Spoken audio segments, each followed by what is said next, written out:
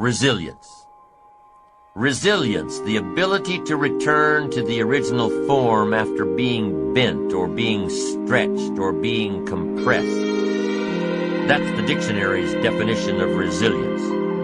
The ability to readily recover from illness or depression or adversity. Resilience, being able to withstand setbacks, broken hearts and broken dreams, financial crisis, loss of loved ones, loss of enterprise, and loss of health. How would you ever handle it if you lost everything you had today? What would your next step be? How long would you be depressed and upset and angry? What would it take for you to pull yourself up and start all over again? How resilient are you? Could you handle it? Could you learn from all your disappointments and start all over again? What would it take? Well, number one, it would take a lot of self-discipline.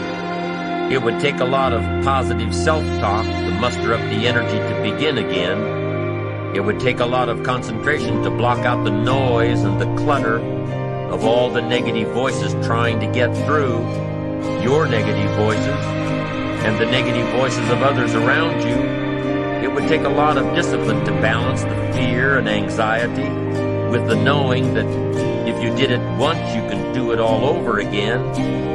It would also take what? A lot of self-reliance. Whether your losses had anything to do with you or not, your future success has everything to do with you.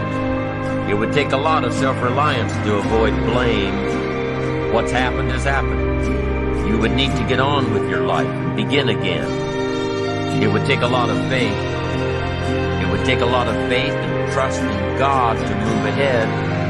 If you lost everything tomorrow and were gathering all the courage to try again, it would take a lot of self-appreciation, knowing that you have the skills and the talent and the strength to do it one more time. Resilience, the ability to bounce back from adversity. No matter how large or how small, you lose a client, one of your biggest ones, accounts for over 25% of your gross revenue. Losing this client is going to hurt financially and emotionally. Losing this client is going to negatively affect things for a while. The first thing you do is to figure out why you lost this business. What role did you play? What part are you responsible for? You just can't rant and rave around the office yelling and screaming at those around you. Even if it was the wrongdoing of someone else, you can't act like this. It's not professional. No, you'll lose respect.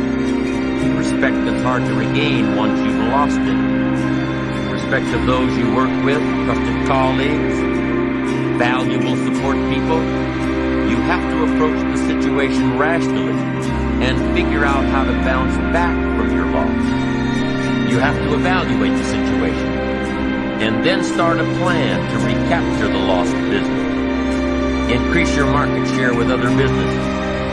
Network with associates to bring in a similar client or a larger one. You can't sit back and dwell on what happened. No, you've got to get back into the marketplace and recapture what's been taken from you. Get back at it and replace what's gone. Now maybe your loss is a personal loss. Death of a loved one. Divorce, loss of a very special friendship. If your loss is a deeply personal one, you must approach the situation a little differently. You must be patient with yourself and give yourself time. Time to grieve, time to mourn, time to regroup. The stages we go through in loss, be it death of a loved one, death of a relationship, or death of an enterprise, the stages we go through are beautifully defined in Elizabeth Kubler-Ross's book, On Death and Dying. If the death is a literal one or a figurative one, the stages are the same. Denial,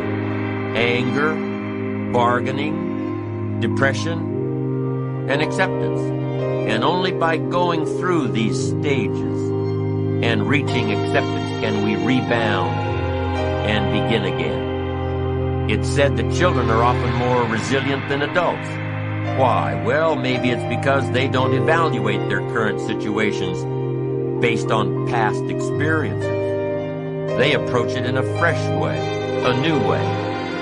And in their own minds, they deal with loss much better than adults. Children who grow up in the unfortunate circumstances of poverty or abuse or neglect, children who grow up in these conditions and become successful, are known as dandelion children. Because if they can succeed and prosper with terrible conditions, they can grow anywhere. It's important to be more like a dandelion child, to be able to grow and prosper and succeed despite our current conditions, to be able to grow and prosper and succeed despite our losses, to be resilient. Cultivating a resilient character turns what others would call failure into success. A resilient person won't give up. A resilient person will, in spite of all obstacles and setbacks, keep doing it until. In their book, The Resilient Self, Stephen and Sybil Wolin have studied the characteristics of resilience and have found 7 key skills which comprise it.